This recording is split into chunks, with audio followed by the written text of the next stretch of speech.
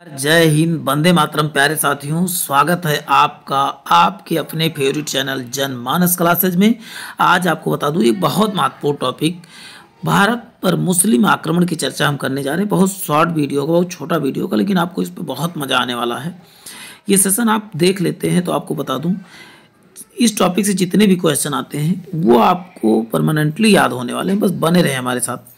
देखिए, पहले हम आप बात करेंगे मोहम्मद बिन कासिम की बात करने वाले हैं।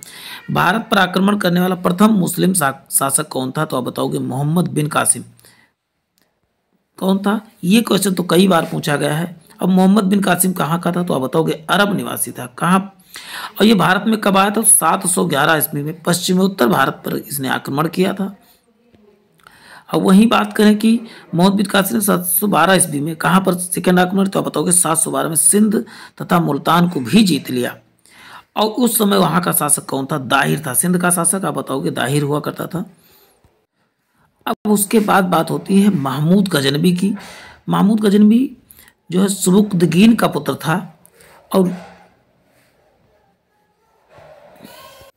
और ये बता दें आपको, महमूद गजनवी ये गजनी का शासक था। कहाँ का? बताओ गजनी का। चलते हैं नेक्स्ट, देखते हैं। नेक्स्ट है, में एक चीज और जान लेते हैं आपको कि 997 ईस्वी से 998 ईस्वी तक गजनी का शासक बना था।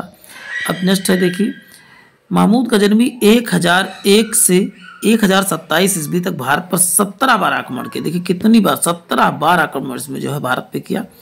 इसका नाम लगभग सभी ने सुना होगा कि 17 बार इसने आक्रमण किया था। अब नेक्स्ट है, महमूद गजनवी के भारत पर आक्रमण का उद्देश्य अधिक से अधिक क्या करना था? धन लूटना था। ये राजकाज करने आया नहीं आया था, इसका मतलब यहाँ धन लूटने आया था। वही नेक्स्ट है, महमूद गजनवी के आक्रमण का सबसे पहले सामना 1000 ईस्वी में पंजाब के हिंदू शाही राजवंश के जयपाल ने किया था। किसने? जयपाल ने बेहिंद के पास किया था।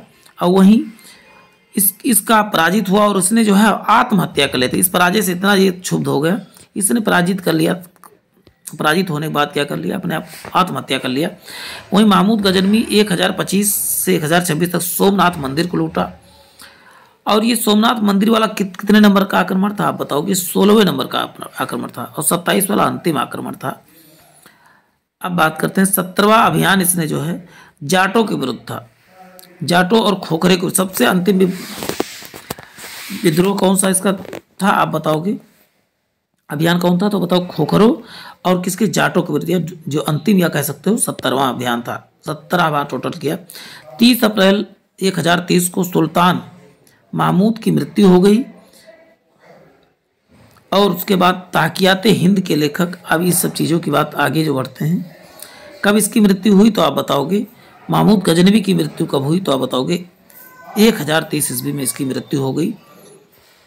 इसको सुल्तान महमूद या महमूद गजनवी के नाम से जाना जाता है। अब कुछ अन्य बात कर लेते हैं। तहकीयात हिंद लेखक जो है अलबरूनी जो है, तारीख सुबुक्तगीन के लेखक, तारीख सुबुक्तगीन के लेखक कौन थे? बैहाकी और तुबी थे। और ये क्या है? महमूद गजनवी के साथ भारत आई। इनका यहाँ पर चर्चा क्यों की गई?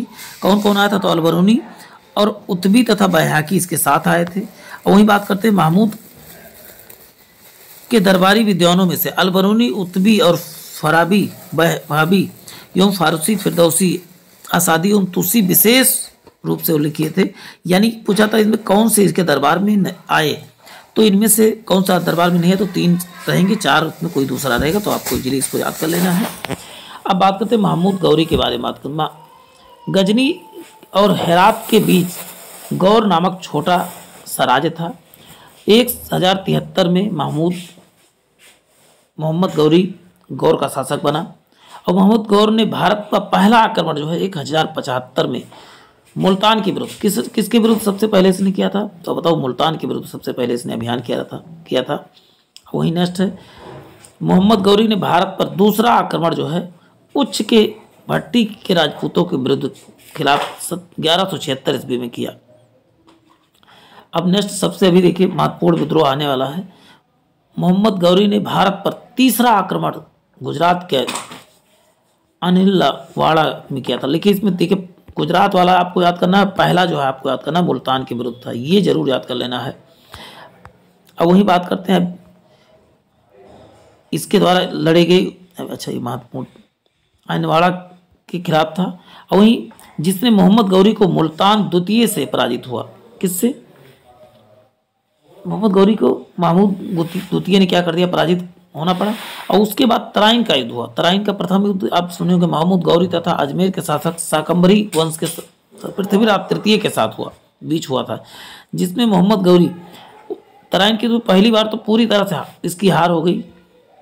ये तराइन का प्रथम युद्ध कब हुआ था? 1991 मोहम्मद गौरी तथा पृथ्वीराज तृतीय के साथ हुआ, जिसमें महमूद गौरी बहुत कायदे से पराजित हुआ। वहीं तराइन के द्वितीय युद्ध में 1192 ईस्वी में जो है पृथ्वीराज चौहान को मोहम्मद गौरी से पराजित होना पड़ा। अब नेक्स्ट है, देखिए तराइन के द्वितीय युद्ध के बाद मोहम्मद गौरी ने दिल्ली और अजमेर के आसपास क्षेत्रों पर कब्जा करके दिल्ली सल्तनत की स्थापना किया। और इसी समय कन्नौज का राजपूत राजा जयचंद था जो पृथ्वीराज चौहान का प्रतिद्वंदी था। उसी ने इसकी सहायता किया था, इसको बुलाने में सहायता किया था कि आओ यहाँ पर लड़ो और मुझसे जो है, चंद वगैरह ये सोचते थे कि ये आएगा और लूटेगा धन चला जाएगा और राज हमको, लेकिन ऐसा हुआ नहीं। बाद में जो है चंदावर के युद्ध में जो है जयचंद को भी पराजित कर दिया इसने, और वहाँ का भी जो है साम्राज्य को अपना साम्राज्य स्थापित किया। वही मोहम्मद गौरी के गुलाम सैन्य जनरल कुतुबुद्दीन ऐबक ने गुजरात, सिरोही, कोटा, बूंदी, उज्जैन तथा कालिंजर जीत लिया। अब मोहम्मद गौरी के एक जनरल बख्तियार खिलजी ने पूर्वी भारत पर सैन्य अभियान करके बिहार की राजधानी ओदंतपुरी तथा नालंदा और विक्रमशिला विश्वविद्यालय को नष्ट कर दिया। तो आप बताओगे किस नालंदा तथा विक्रमशिला को किसने? तो बताओ बख्तियार खिलजी ने जो है इसको तोड़वा दिया था आक्रमण करके। अब जब बिहार, नालंदा कहाँ है? बिहार में है, और वहीं विक्रमशिला इस समय कहाँ? तो विक्रमशिला पाकिस्तान में है। नेक्स्ट है 1199 में बख्तियार खिलजी ने लक्ष्मण सेन से बंगाल जीत लिया। और 15 मार्च 1206 को गौर की ओर लौटते समय खोखरों ने मुखबिर में मोहम्मद गौरी की क्या हो गई? मृत्यु हो गई। अब यहीं से मोहम्मद ऐबक का चैप्टर शुरू हुआ। अब आपको बता दें, आगे इसके बारे में चर्चा होने वाली दिल्ली सल्तनत की। तो आपको बता दूं, जिन भाई बहनों ने चैनल को सब्सक्राइब नहीं किया, चैनल को सब्सक्राइब करने के साथ साथ बेल आइकन जरूर दबा लें।